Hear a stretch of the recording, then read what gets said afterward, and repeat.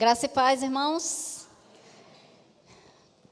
Bom estarmos aqui, bom estarmos na casa do Senhor.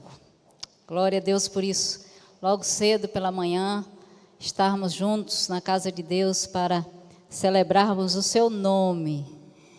É com muita alegria que o Betel Brasileiro, através do Ministério Vida, vem a essa igreja. Como sempre, não é? Muito bem recebidos e amados e cuidados, nós louvamos a Deus por isso. Meu nome é Arlene, eu sou da Igreja Batista Nova Sinai, em Itororó, na Bahia, mas trabalho com o Betel Brasileiro em João Pessoa. Karina, Igreja Betel Vidas, Ayacucho, Peru. Jéssica, Igreja do Betel Brasileiro em João Pessoa, Paraíba. Sara, Igreja do Betel Brasileiro em João Pessoa, Paraíba. Mariana, Igreja Batista Central em Brasília, Distrito Federal. Isabela, Igreja do Betel Brasileiro em João Pessoa, Paraíba. Beatriz, Igreja do Betel Brasileiro em João Pessoa, Paraíba. Michele, Igreja do Betel Brasileiro em Cabedelo, Paraíba. João Vitor, Igreja do Betel Brasileiro em João Pessoa, Paraíba. Micael, Igreja Betel Brasileiro em Guarabira, Paraíba. Aline, Igreja do Betel Brasileiro em João Pessoa, Paraíba. Gedeão, Assembleia de Deus, Atauro, Timor-Leste. Cristina, Igreja do Betel Brasileiro em João Pessoa, Paraíba. Renan, Igreja Batista Central de Conceição do Mato Dentro, Minas Gerais. Jean, Igreja do Betel Brasileiro em Sapé, Paraíba. Tem um mineirinho aqui, né? Os irmãos ficaram tudo felizes. Glória a Deus, é bom isso, né? Quando a gente tem alguém da nossa terra, né, junto, fazendo a obra de Deus. Eu sei que tem muita gente por aí fazendo, mas eu sei o que é isso, né? Quando a gente passa na igreja e vê alguém assim, a gente fica feliz. Então, precisamos de mais mineiros lá, viu? Já tivemos muito, né? A gente sempre brincava no Betel, mineiros e baianos, porque era quem mais tinha no Betel na minha época. Aí tinha muitos baianos, né? Aí o pessoal dizia assim, tem mais baiano do que gente. Então a gente brincava, né? Os mineiros e baianos, porque era o maior grupo no Betel. E glória a Deus por isso, né? Que Deus continua chamando e vocacionando pessoas para servi-lo em várias partes do mundo, em todo lugar que Ele chamar. Irmãos, nós somos do Betel, como eu sei que a maioria aqui sabe, então não vou falar sobre isto, mas ao final do culto nós estaremos à disposição, se alguém quiser, não é, saber mais alguma coisa sobre o Betel Brasileiro. Então, Betel é um seminário teológico, né, que tem há 50 anos, só isso que eu vou dizer, porque eu quero convidar essa igreja a estar lá no Betel, no mês de outubro. Nós vamos completar 50 anos de história. E sabemos que existem muitas pessoas no Brasil, nas igrejas, que são participantes da vitória do Betel Brasileiro, que oram, que contribuem, parceiros do Betel. Então, nós vamos juntos celebrarmos ao Senhor por 50 anos de Betel Brasileiro, certo? Mas existe uma história através das missionárias canadenses. Então, na verdade, o Betel vai fazer 84 anos, se eu não me engano, porque às vezes eu perco no tempo. Mas, como instituição brasileira, 50 anos. Então, nós gostaríamos de convidar os irmãos a estarem conosco lá no Betel, no mês de outubro. A gente vai enviar a data depois, porque nós sabemos que vocês também são participantes dessa vitória, dessa história. Amém? Quem aqui gostaria de ir a Paraíba? João Pessoa, uma capital belíssima para quem não conhece. Lindas praias, águas quentinhas. Nesse verão, gente, vai valer a pena. Vai valer a pena, com certeza. Chega lá, você vai se apaixonar por João Pessoa, porque o Nordeste não é só aquilo que a televisão mostra. Nordeste é belíssima. As cidades dos sertões são estruturadas, belíssimas cidades. Então, convidados, ok? Irmãos, a mensagem que nós vamos ministrar nesta manhã é a mensagem que o Senhor nos deu para a sua igreja neste ano de 2018. Todos os anos, isso há 41 anos que o Ministério Vida também está completando esse ano, estará completando 41 anos. Todos os anos nós temos a responsabilidade de buscar de Deus uma mensagem. Ela é baseada no verso das turmas concluintes. Então, nós temos a turma da manhã, da noite, do sábado, a turma de especialização, mestrado. E este ano vamos ter doutorado, mais outros cursos de um ano, capacitação para Ministério Feminino, para professores de crianças e também na área de música. Mas o verso é do pessoal da graduação. Então, nós temos a responsabilidade de buscar de Deus uma mensagem que é baseada no verso da turma, das turmas. Depois nós nos ausentamos dos internatos, quase 3 dias de jejum e oração, para sabermos o que está no coração de Deus, para a turma concluinte e para a sua igreja. E depois a mensagem fica pronta, revisada por um professor de teologia, aprovado pela escola, e nós ministramos a primeira vez na semana de formatura, e depois viajamos pelo Brasil. Saímos de Betel dia 26 de dezembro e retornaremos dia 5 de fevereiro. E a mensagem que nós vamos ministrar nesta manhã está baseada no livro de 2 Timóteo, capítulo 2, verso 15, que diz: procura apresentar-te a Deus aprovado, como obreiro que não tem de que se envergonhar, que maneja bem a palavra da verdade.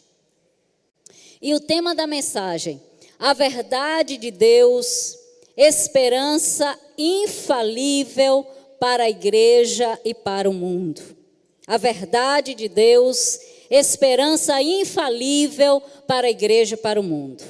Nós estamos vivendo 2 momentos assim. Vivendo a sociedade pós-verdade, onde falar a verdade é algo quase fora de moda, não é? Então a gente depara todos os dias, todos os momentos em que abre as notícias, jornais, redes sociais, nós estamos vivendo com esta realidade. E às vezes nós somos, também assim, influenciados, às vezes, até como irmãos, como igreja, a não falar a verdade. Às vezes, não é você, hoje às vezes as pessoas até se assustam quando você, de repente, vai comprar alguma coisa e a moça ou alguém do caixa lhe dá o troco a mais. E você volta para devolver. Às vezes as pessoas se assustam no caixa. Como assim? Devolver dinheiro? Então, nós estamos vivendo uma sociedade pós-verdade. Do outro lado, nós estamos vivendo em uma sociedade, em um mundo sem esperança. Uma coisa afeta a outra. Mas nós temos as duas coisas. Nós temos a verdade, porque Jesus é a verdade, o Evangelho é a verdade. Ele disse: eu sou o caminho, a verdade e a vida, ninguém vem ao Pai senão por mim.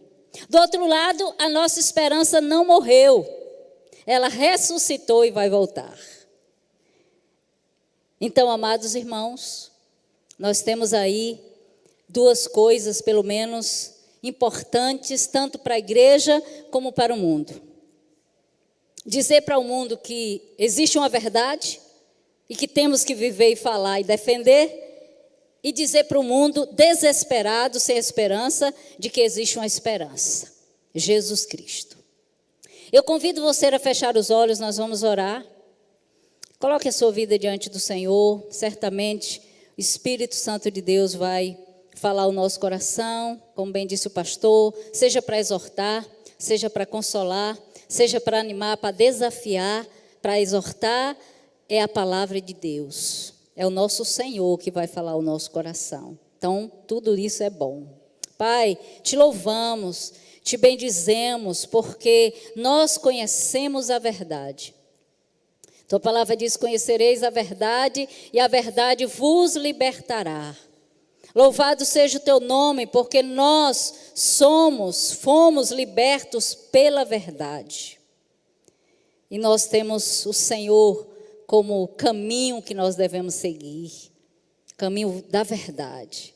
Também temos esperança, porque a nossa esperança não morreu, ela ressuscitou e vai voltar. Louvado seja o teu nome. Como igreja, nós temos o desafio de ministrar e de falar sobre a verdade e sobre a esperança neste mundo tão sem esperança. Fala o nosso coração. Pai, pedimos pelos teus filhos que vão ministrar, sobre eles repousa a tua unção e que ela seja evidenciada nesta manhã. Enquanto eles estiverem ministrando a tua igreja, ministre também aos seus corações.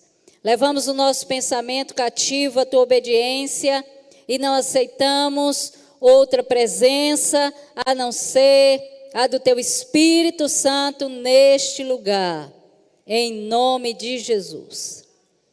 Irmãos, esses bancos que os alunos estavam sentados, eles estão desocupados. Então, se alguém quiser vir um pouco mais para frente, tá bom? Então, fique à vontade, porque eles vão voltar já no final, até pode já ficar um pouquinho mais atrás. Obrigada.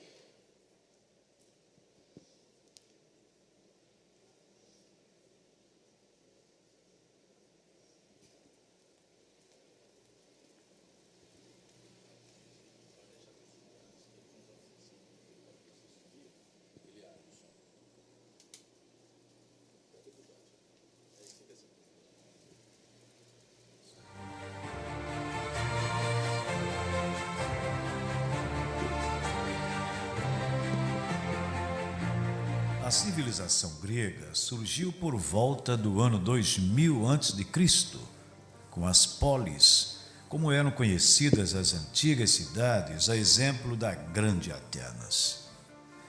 Daquelas mentes engenhosas dos gregos, surge a famosa mitologia grega, religiões que atribuíam aos mitos, lendas, deuses e heróis toda a condução de suas vidas e fenômenos da natureza, como, por exemplo, Deus Trovão, Deus da guerra, deusa da sabedoria, deusa do amor e da beleza.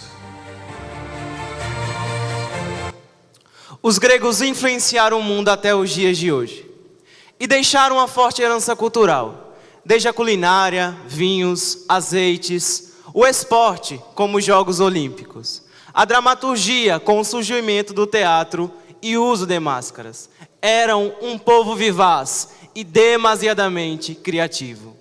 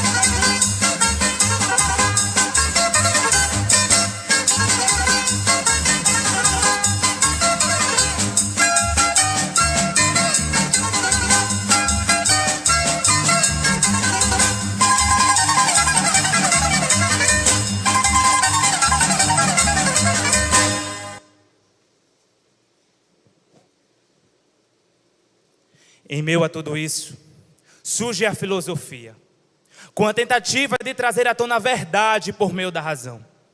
Sua missão principal era desmascarar os mitos e as mentiras, pois já não seria mais possível explicar os fatos, a existência e os fenômenos por meio de contos e fábulas, deuses e heróis e invenções de mera criatividade humana. O mundo clamava pela verdade. Passaram a buscar arduamente a verdade e encontrar explicações plausíveis sobre a criação, os acontecimentos e tudo que envolve o ser humano em sua autoexistência e em sociedade, inclusive sobre a vida e a morte. Foi um período de grandes descobertas e discussões. A discussão filosófica tornou-se uma disputa ferrenha.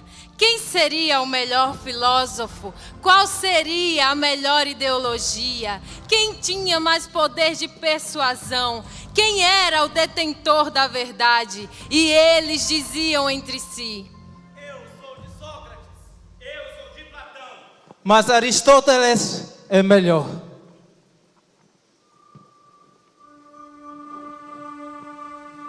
Diante de um cenário de cultura filosófica, de grandes pensadores como Sócrates, Platão, Aristóteles, por volta do ano 50 depois de Cristo, na cidade de Atenas, conhecida como centro intelectual do mundo, surge um conhecido pensador com uma nova doutrina. Seu discurso era amplamente divulgado e atraía muitos seguidores que passaram a crer em seus ensinos. Era um discurso forte e confrontante, que desmascarava a personalidade humana, o pecado, dissipava todo engano, desfazia sofismas, quebrava conceitos tão arregados, destronava toda e qualquer mentira. Era o discurso que apresentava a mais profunda verdade, a verdade de Deus, o Senhor, a verdade infalível e salvadora do mundo. Falamos da sabedoria de Deus e do mistério que estava oculto, o qual Deus preordenou antes do princípio das eras, para a nossa glória. Se os poderosos dessa era tivessem entendido, tivessem compreendido, não teria crucificado a Jesus Cristo, o Rei da glória. O que quer dizer esse tagarela? Parece pregador de estranhos deuses, pois prega Jesus e a ressurreição. Poderíamos então saber que nova doutrina é essa que ensinas? Posto que nos trazes aos ouvidos coisas estranhas, queremos saber o que vem a ser isso. Senhores atenienses, vejo que em todos os aspectos vocês são muito religiosos, pois andando pela cidade, observei cuidadosamente os seus objetos de culto e encontrei até um altar com a seguinte inscrição: ao Deus desconhecido. Ora, aquilo que vocês adoram, apesar de não conhecerem, eu lhes anuncio: o Deus que fez o mundo e tudo que nele há é o Senhor do céu e da terra, e não habita em templos feitos por mãos humanas, tampouco é servido por mãos de homens como se necessitasse de algo. Não, senhores, Ele dá vida, o fôlego e as demais coisas. Vejam, de apenas um único homem, apenas um só, Ele criou todos os povos, para que povoassem toda a terra, tendo decidido de antemão onde se estabeleceriam e por quanto tempo. Deus assim fez os homens, para que eles o pudessem buscar, e talvez, tateando, pudessem encontrá-lo. Embora ele não esteja longe de cada um de nós, longe de cada um de vocês, porque nele vivemos, nos movemos e existimos. Como disseram alguns dos poetas de você, sim, também dele somos descendência. Porque dele também somos geração. Sendo, pois, geração de Deus, não devemos pensar que a divindade é semelhante ao ouro, à prata ou à pedra, trabalhados pela arte e pela imaginação do homem. Ora, não levou Deus em conta os tempos da ignorância, Agora, porém, notifica aos homens, para que todos, em toda a parte, se arrependam. Porquanto estabeleceu um dia em que há de julgar o mundo com justiça, por meio de um homem que destinou e acreditou diante de todos, ressuscitando dentre os mortos.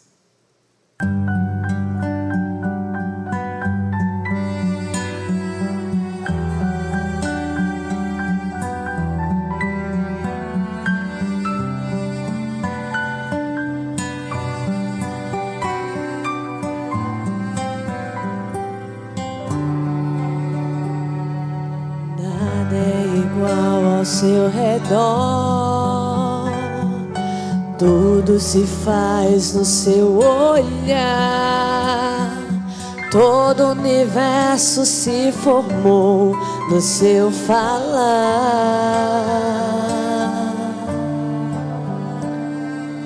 Teologia pra explicar, o Big Bang pra disfarçar. Pode alguém ter dúvida? Sei que há Deus a me guardar, e eu, tão pequeno e frágil, querendo sua atenção. No silêncio encontro resposta certa então.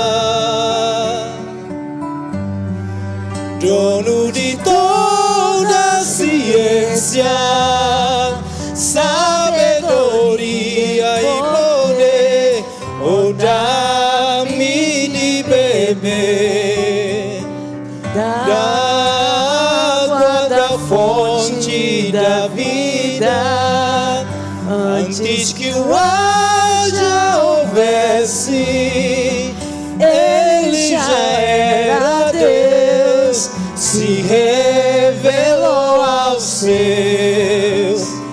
Do gentil ao judeu, a Bíblia explica Deus, a Bíblia explica, a Bíblia explica Deus, a Bíblia explica, a Bíblia explica Deus.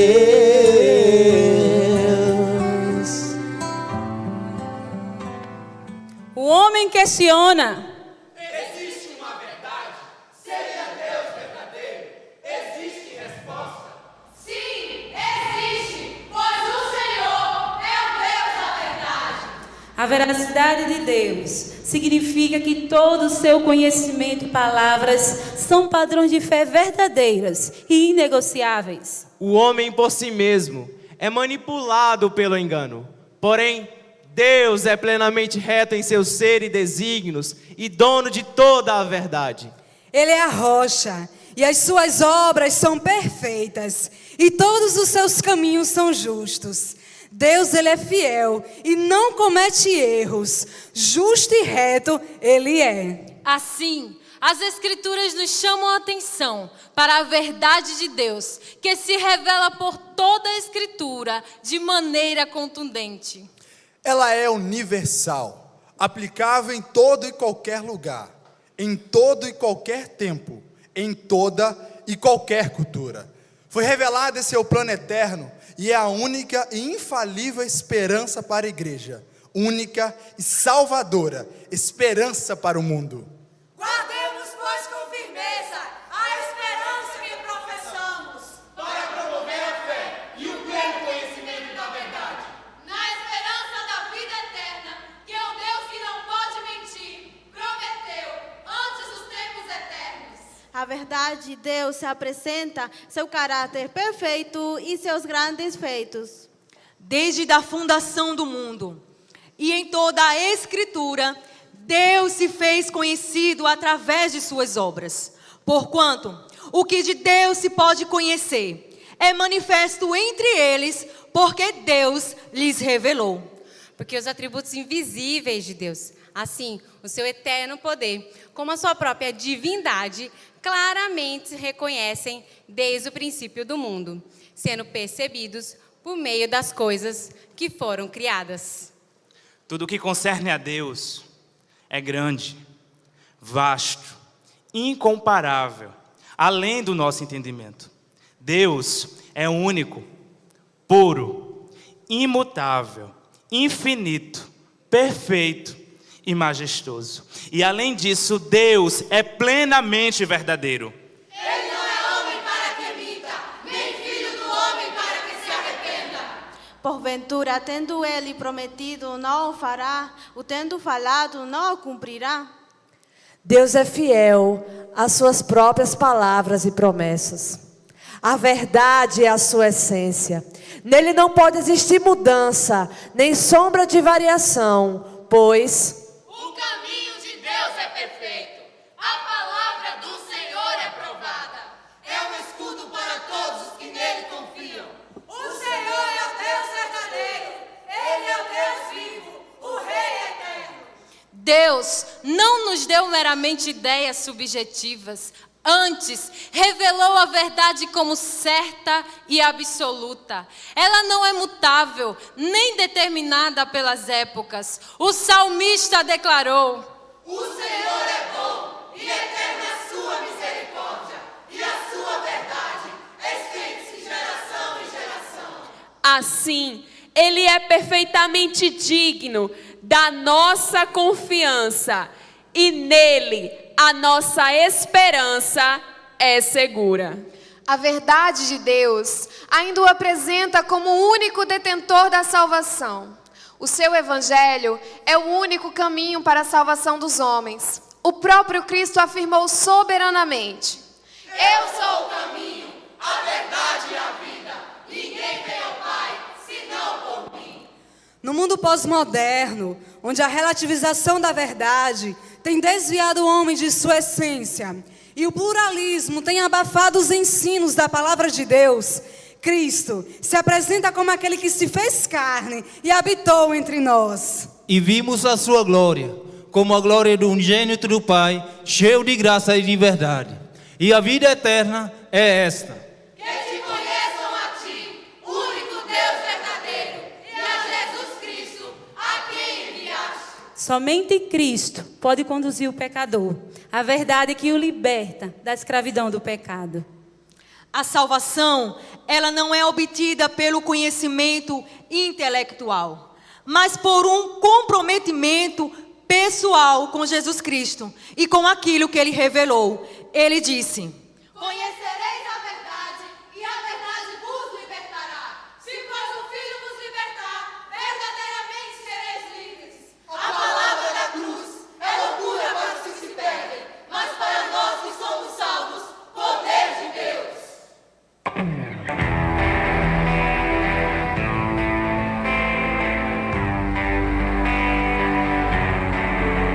Para os que andavam em trevas, brilhou a grande luz.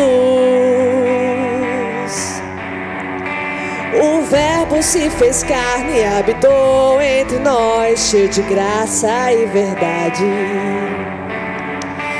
A verdade da graça é que eu sou filho. A graça da verdade é que eu não sou mais escravo, eu sou livre. A verdade me mostrou a graça de ser aceito e amado.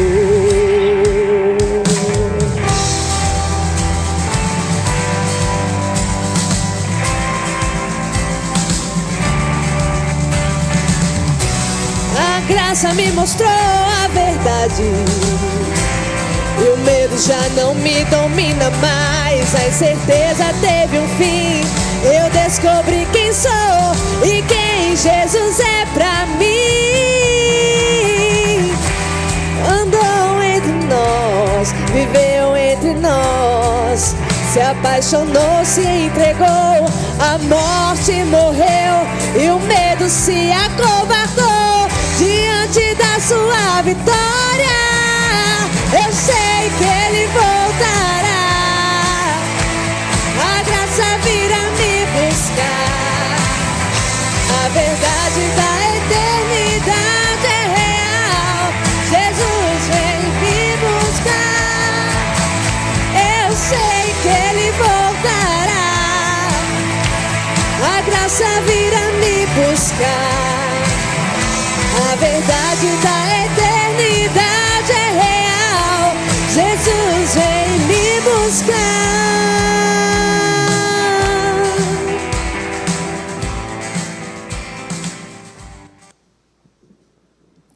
A verdade de Deus promove santificação. Porque Deus é verdadeiro, Ele não pactua com o engano. Sua essência é pura, imaculada, reta. A natureza santa de Deus o distingue de suas criaturas. Ele não peca, não falha, não tropeça. E até mesmo os anjos reconhecem que Santo, Santo, Santo é o Senhor dos exércitos. E toda a terra está cheia da sua glória. Porém, desde o jardim do Éden, a verdade de Deus foi distorcida. E o homem, movido pelo seu próprio engano, caminhou para longe de Deus, confrontando o padrão moral do Criador. Sua natureza foi corrompida, seus sentimentos e desejos foram alienados pelo mal. Trocaram a verdade de Deus pela mentira e adoraram e serviram a criatura em lugar do Criador.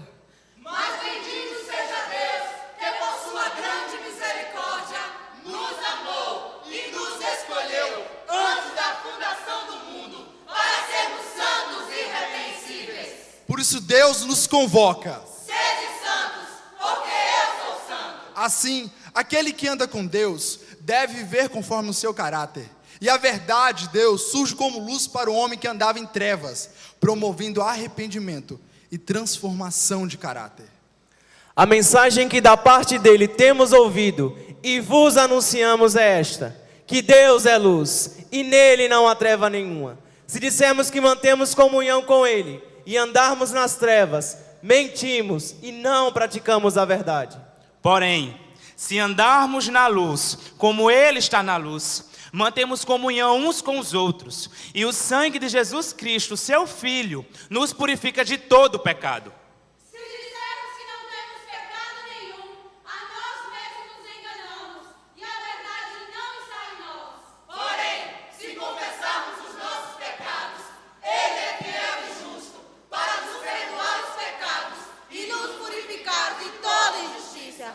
Porque o desejo de Jesus Cristo é apresentar seu povo diante do Pai como igreja gloriosa, sem mácula, nem ruga, nem coisa semelhante, porém santa, sem defeito. Jesus Cristo é o modelo padrão de santidade, e Ele mesmo rogou ao Pai por nossa santificação. Santifica-os na verdade, a tua palavra é a verdade. Assim como tu me enviaste ao mundo, eu também os enviei ao mundo.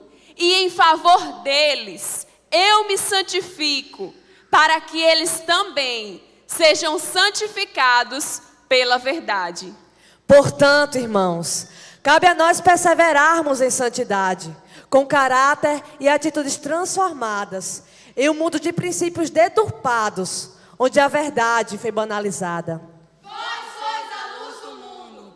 Assim, brilhe também a vossa luz diante dos homens, para que vejam as vossas boas obras e glorifiquem o vosso Pai que está nos céus, e vos torneis santos e irrepreensíveis, filhos de Deus inculpáveis, no meio de uma geração pervertida e corrupta, na qual resplandeceis como luzeiros no mundo. A verdade de Deus capacita o obreiro para o exercício da vocação. A tua palavra é a verdade. Como verdade de Deus, a palavra é inalterável, incorruptível e suficiente. Ela ultrapassou os séculos, mas não perdeu sua utilização. Ultrapassou revoluções tecnológicas, mas não perdeu sua relevância. Ela não enferruja e não se desgasta. Ela expressa a vontade do próprio Deus e por isso não está subordinada àquele que a utiliza, sendo poderosa e contendo em si autoridade própria. A palavra de Deus é viva e eficaz, e mais cortante do que qualquer espada de 2 gumes, e penetra até o ponto de dividir alma e espírito, juntas e medulas, e é apta para discernir os pensamentos e propósitos do coração. E esta palavra viva ilumina a mente dos servos de Deus e os capacita. O profeta Ezequiel foi chamado por Deus a pregar em tempos difíceis, numa época de frieza espiritual e ignorância à voz do Senhor. Deus alimentou o profeta com a mensagem verdadeira. Era a força necessária para o cumprimento da sua vocação. Aqueles que são chamados no ministério da palavra devem pregar a sã doutrina diligentemente, a tempo e fora de tempo. Não com palavras persuasivas de sabedoria humana, mas em demonstração do Espírito e de poder, com amor fervoroso para com Deus e compaixão pelas almas. Da mesma forma, o apóstolo Paulo exortou a Timóteo e ainda nos exorta. Procura apresentar-te a Deus aprovado, como obreiro que não tem do que se envergonhar, que maneja bem a palavra da verdade. Pois toda escritura é inspirada por Deus e útil para o ensino, para a repreensão, para a correção e para a instrução na justiça, para que todo homem de Deus seja apto e plenamente preparado para toda boa obra. Quando a igreja observa bem a palavra e anda na direção da verdade, cumpre fielmente a missão que lhe foi confiada, pois terá plena clareza e compreensão de sua essência. Assim, o salmista nos lembra: Lâmpada para os meus pés é a tua palavra e luz para os meus caminhos. No entanto, quando o cristão se distancia da verdade, torna-se confuso e perdido, como se escurecesse o seu caminho, andando como um cego a tatear. Pode um cego guiar outro cego? Não, ambos cairão em um abismo. Durante longos anos na história, cristãos se distanciaram da verdade e se renderam às tradições, dogmas, penitências, indulgências e até comercialização de salvação, substituindo a autoridade bíblica. O próprio apóstolo Paulo havia nos alertado. pois virá o tempo em que não suportarão a sã doutrina. Pelo contrário, sentindo coceira nos ouvidos, juntarão mestres para si, segundo seus próprios desejos. Eles se recusarão a dar ouvidos à verdade, voltando-se para as fábulas. Houve um período de escuridão e distanciamento da fé e da verdade. Esse período ficou conhecido na história como a Era das Trevas para a igreja. Se fazia necessário uma reforma. Era imprescindível voltar à verdade de Deus.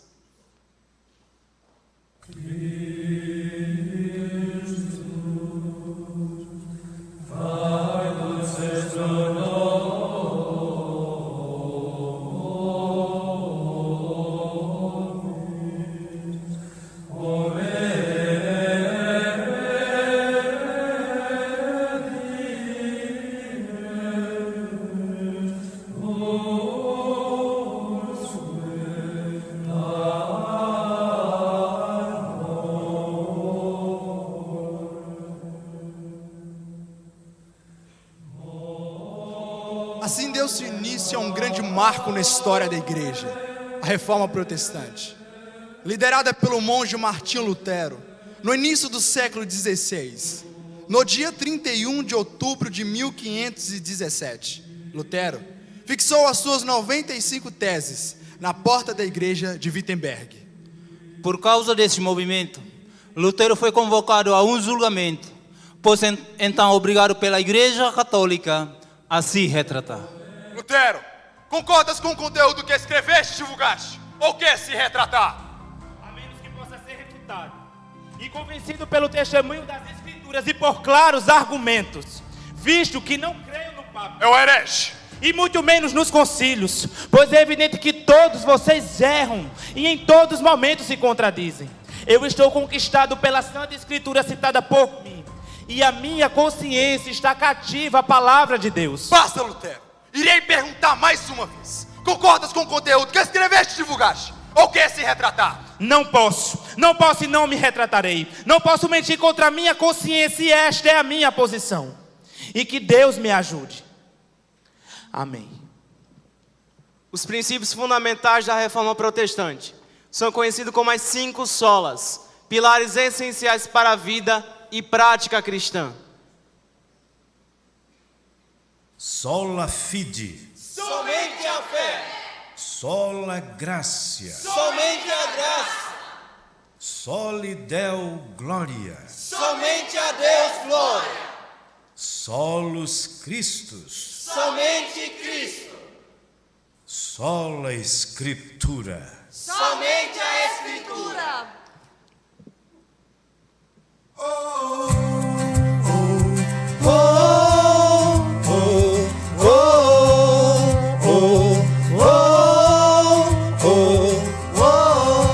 Castelo forte é o nosso Deus, espada e bom escudo,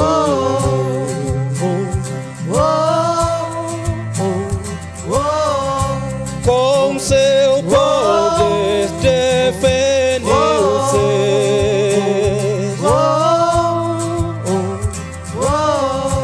em todo transe agudo,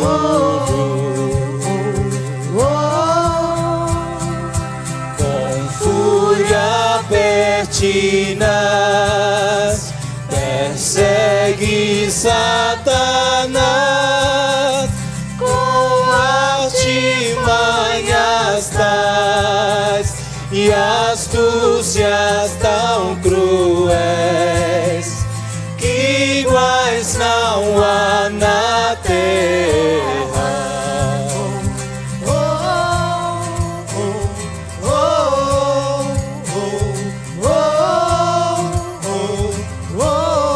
Sim, que a palavra ficará,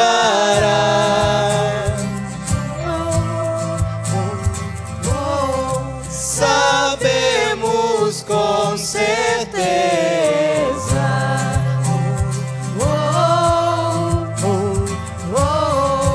e nada nos assustará.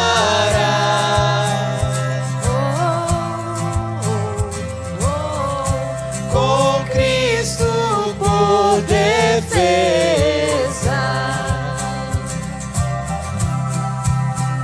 se temos de perder famílias, bens, prazer, embora a vida vá, por nós Jesus está e nos dará seu reino.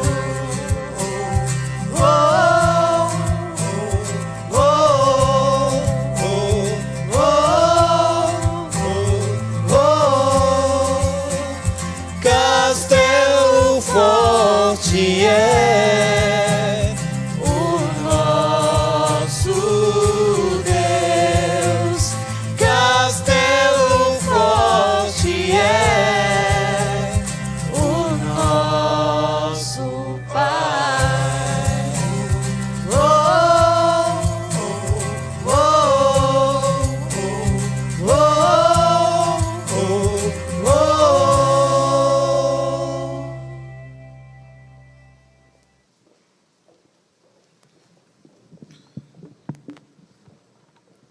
A semelhança dos primeiros cristãos e também dos reformadores, precisamos de servos de Deus que afirmem: Em nada considero a vida preciosa para mim mesmo, contanto que complete a minha carreira e o ministério que recebi do Senhor Jesus, para dar testemunho do Evangelho da graça de Deus. São mais de 2000 anos da história da igreja cristã. E recentemente comemoramos 500 anos da Reforma Protestante. Mas nós, como igreja de Deus, precisamos nos posicionar diante de muitos e novos desafios.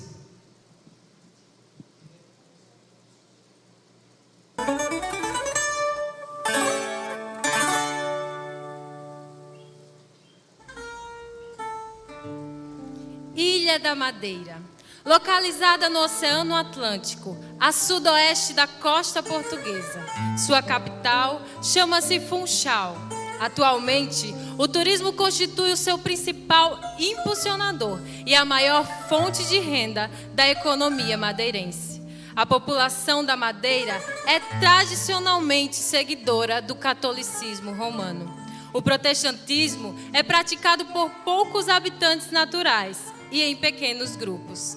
Existe no Funchal um templo anglicano, a igreja inglesa e escocesa e a igreja presbiteriana do Funchal.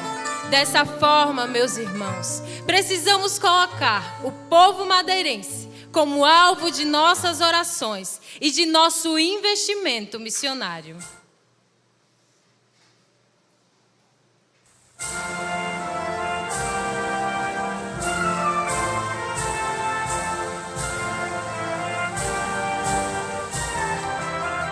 Guiné-Bissau, localizada na costa ocidental da África, banhada pelo Oceano Atlântico, possui cerca de 80 ilhas. Foi colonizada pelos portugueses no século XV, declarou a sua independência em 1973. A língua oficial é o português, mas existe mais de 27 dialetos como o crioulo, falado por cerca de 60% da população. Desde a sua colonização pelos portugueses, predominou-se o catolicismo romano, mas após a declaração de independência do país, houve abertura para a liberdade religiosa, dando espaço para cultos protestantes. Já em 1990, os protestantes tinham livre acesso ao país, mas nesse mesmo período, os muçulmanos começaram a disseminar a sua religião, o islamismo, ganhando muitos adeptos. Atualmente, cerca de 45% da população é pertencente a crenças tradicionais, crenças étnicas, 41% ao islamismo e apenas 13% ao cristianismo.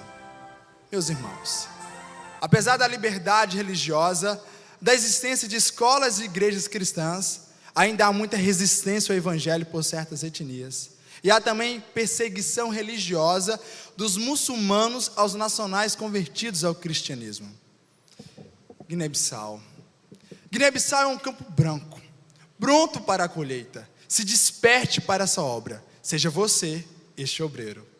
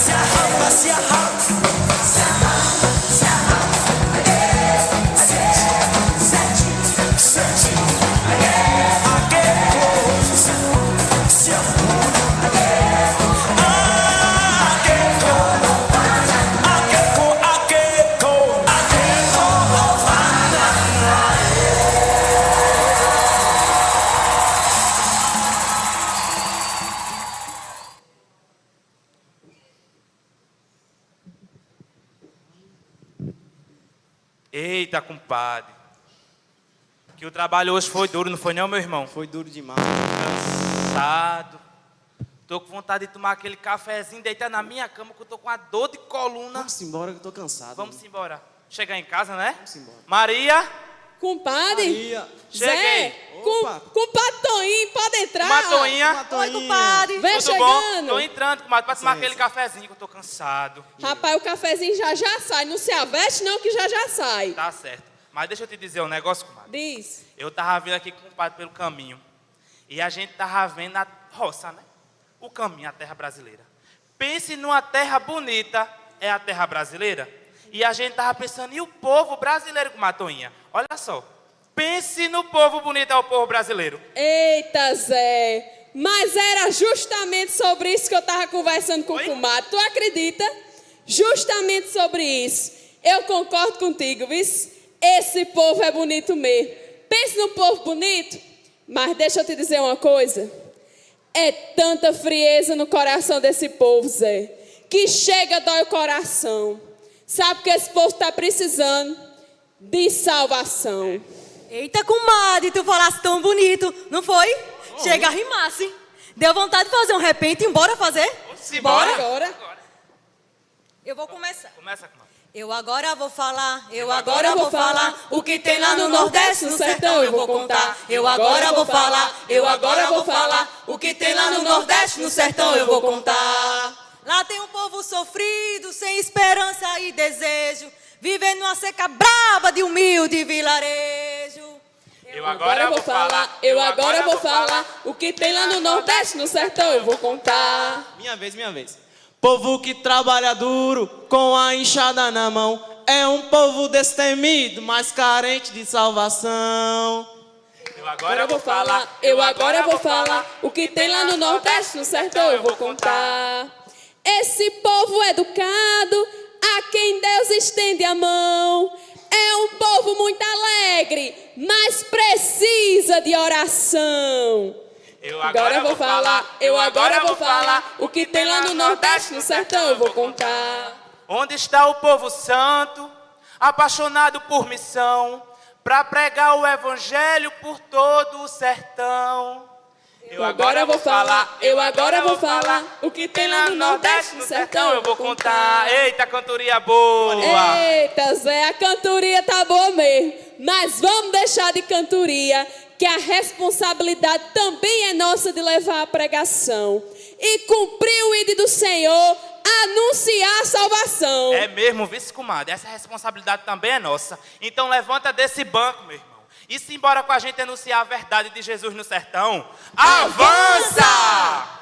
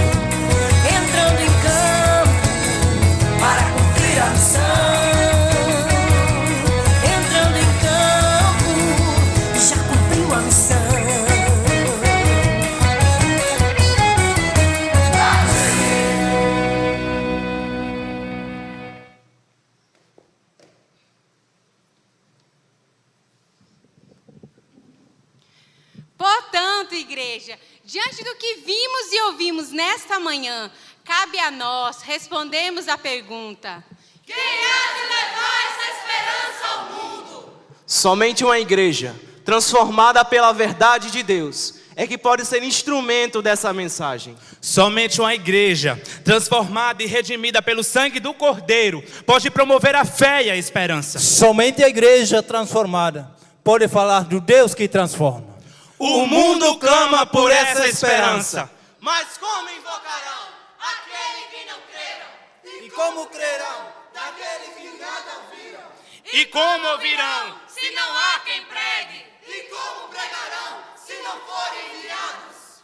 A verdade de Deus é a força motivadora da pregação. Como está escrito: quão formosos sobre os montes são os pés daqueles que anunciam as boas novas, que proclamam a paz, que anunciam coisas boas, que proclamam a salvação.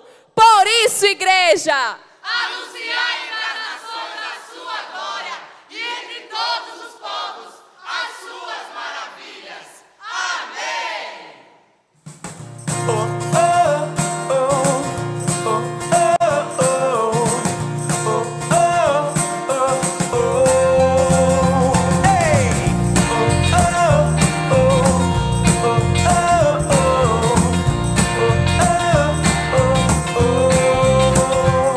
A nossa esperança não morreu, ela ressuscitou. Ao terceiro dia o mundo viu o poder do Salvador.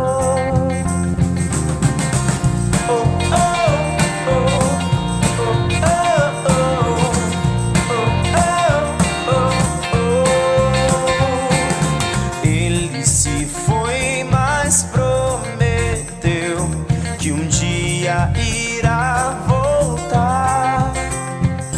O Espírito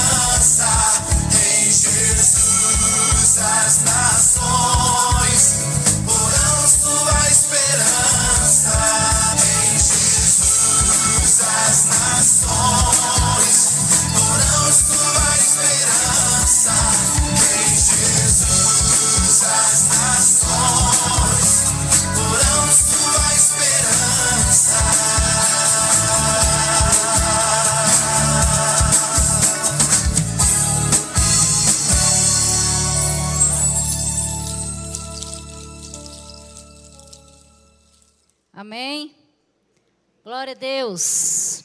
Em Jesus as nações porão a sua esperança. Mas como invocarão aquele em quem não creram? E como crerão naquele de quem nada ouviram? E como ouvirão se não há quem pregue? E como pregarão se não forem enviados? Em Jesus as nações porão a sua esperança. Convido você, irmão, a se colocar de pé.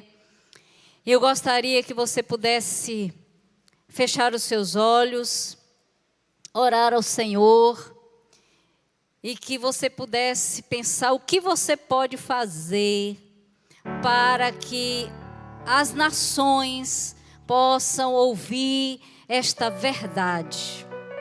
A verdade que liberta, a verdade que nos libertou. O apóstolo Paulo disse: não me envergonho do evangelho, porque é o poder de Deus para a salvação de todo aquele que crê. Esse evangelho de poder que alcançou a sua vida, a nossa vida, esse evangelho de poder, nós precisamos compartilhar. Para que as nações ponham no Senhor a sua esperança, é preciso que elas conheçam o evangelho do Senhor Jesus Cristo. Certamente, nem todas irão se converter e nem todos irão se converter, mas é importante e necessário que todas as pessoas no mundo, imagina você, mais de 7 bilhões de pessoas no mundo, todas estas pessoas que ainda não ouviram falar de Jesus Cristo, precisa ouvir. Seja para salvação, seja para condenação. E nós, a igreja do Senhor Jesus Cristo, que temos essa verdade e essa esperança de que Ele não morreu e vai voltar, só nós temos esta mensagem. Essa mensagem poderosa que transforma as pessoas. Irmãos, nós podemos como igreja e devemos fazer muitos projetos sociais. É extremamente importante. Os governos do mundo todo podem se tornar, talvez até se pudessem, e se nós quiséssemos no sentido de desejo, que temos, justos. E fazer muitas coisas boas pela humanidade e pelas pessoas. Serem pessoas mais justas, mais honestas, ajudar os pobres, os necessitados. Mas eu quero dizer uma coisa para você. Só tem uma verdade que transforma a humanidade. É o evangelho do Senhor Jesus Cristo. É a única verdade que liberta o ser humano do seu estado moral deplorável do pecado. Só o evangelho. Paulo disse: ai de mim, se não pregar o evangelho. Será que nós temos a mesma consciência do apóstolo Paulo, ou a mesma dor? Porque parece que ele expressou isso como um pesar, ou como uma extrema responsabilidade se ele não pregasse o evangelho. Qual é o nosso sentimento? Em ver as pessoas distantes de Deus, longe de Deus, perdidas. Paulo disse: ai de mim, se não pregar o evangelho. Irmãos, nós precisamos ter esse sentimento, um sentimento de dever, de responsabilidade, de compromisso, de pregar o evangelho. Essa é a nossa razão maior de estarmos aqui. A glória de Deus. E a glória de Deus se revela e se manifesta também na pregação do evangelho. Ai de mim, como igreja do Senhor, nós precisamos ter esse sentimento. Ai de mim, se não pregar o evangelho. Vamos orar. Feche os seus olhos.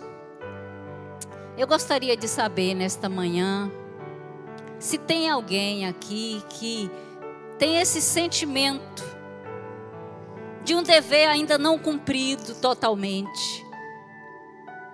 E você de repente tem esse sentimento de dever, de responsabilidade. E você talvez como Paulo, ai de mim. E você deseja isso intensamente, pregar o Evangelho do Senhor. Seja aqui em Valadares, seja no Brasil, na Ilha da Madeira, em Guiné-Bissau, na Ásia, na Europa. Eu gostaria que você saísse do seu lugar e que você viesse até aqui no altar e nós vamos orar por você. Você que tem esse ardor no seu coração. Missões é de todos nós, na verdade. Todos nós devemos ter esse sentimento de ai de mim. Isso é da igreja.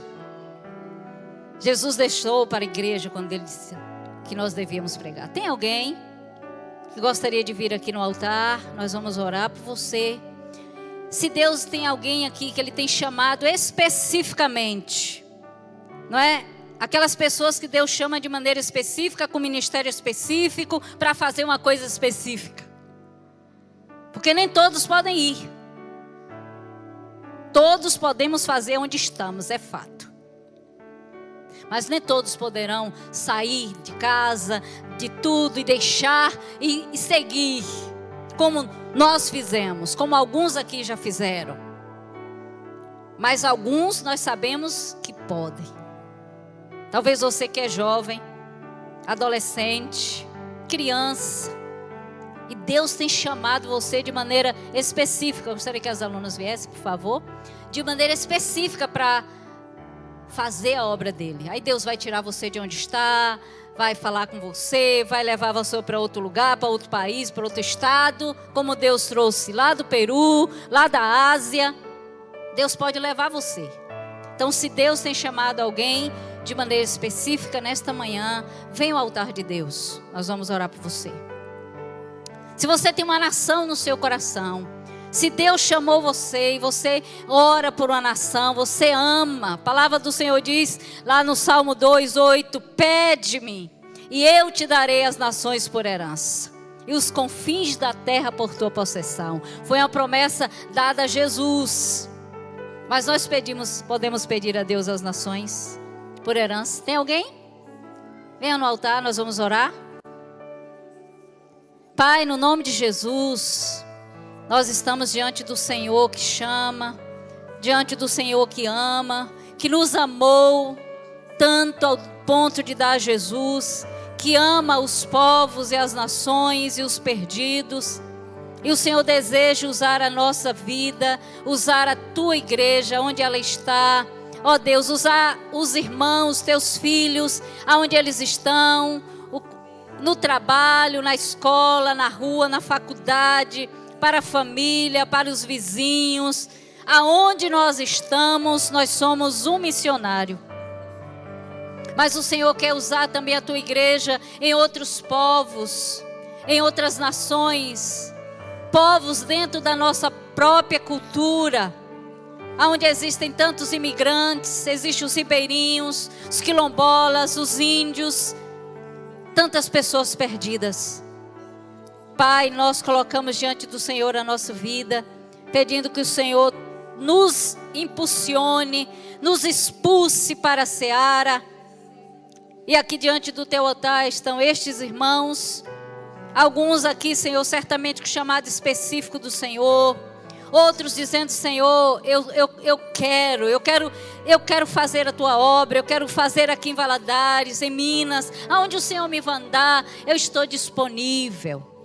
Eu quero ter o sentimento do apóstolo Paulo, quando eu não pregar, quando eu não falar, quando eu não me sentir assim à vontade, ó Deus, mas que eu, e certamente dizendo, Senhor, eu quero ter esse sentimento de dever não cumprido ainda. Toma-os em tuas mãos, encoraja-os, ó Deus, diante dos desafios, diante das ameaças de Satanás muitas vezes, como foi com Neemias, que eles sejam encorajados e impulsionados pelo Teu Espírito Santo a fazer e cumprir a Tua vontade para a Tua glória. Para a Tua glória, Senhor. Recebe-os como oferta agradável, oferta de amor. É o que eles vêm te oferecer nesta manhã, as suas vidas. Mais preciosa do que qualquer bem que a gente possa te oferecer. E usa para a tua glória, Pai, em nome de Jesus. Amém. Glória a Deus.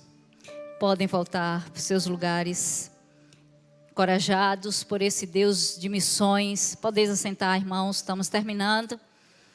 Queremos dizer para os irmãos que nós temos os nossos materiais, não é? Como sempre, as nossas viagens, esse material nos ajuda também, além das ofertas generosas que recebemos. Temos belíssimas camisas com vários versículos, cores diferentes, então dê uma passada lá e dê uma olhadinha na nossa livraria. Temos os livros, né, de publicação do Betel. Esses são os mais recentes que o Betel publicou. Do Chamado ao Campo, de Oswaldo Prado. Tá bom? Então é um missiólogo, são 2 missiólogos aqui escrevendo sobre isto. Então você tem um chamado, então leia que vai lhe ajudar. E de repente Deus vai lhe enviar para o campo, você vai entender também. É Tempo de Deixar a Praia. É um livro bem interessante, bem gostoso de ler. Histórias para inspirar a fé e a obediência missionária. Temos outros livros também, então passe lá, tá bom? E dê uma olhadinha. O cerne, como lidar com a qualidade do pecado. A cerne da questão, estou lendo tudo errado, tá bom? Mas dê uma passadinha lá e lê direito. Temos alguns DVDs também, nossos antigas mensagens muito bonitas como esta, se os irmãos gostaram, né? Então, passe lá. Fantoches e historinhas infantis. Temos também 2 boletos, continuamos com os boletos bancários. Se alguém desejar se tornar parceiro, com R$10 por mês, já temos aqui muitos parceiros. Temos 2 alunas lá. Fale com elas e elas vão lhes orientar. Obrigada, pastor.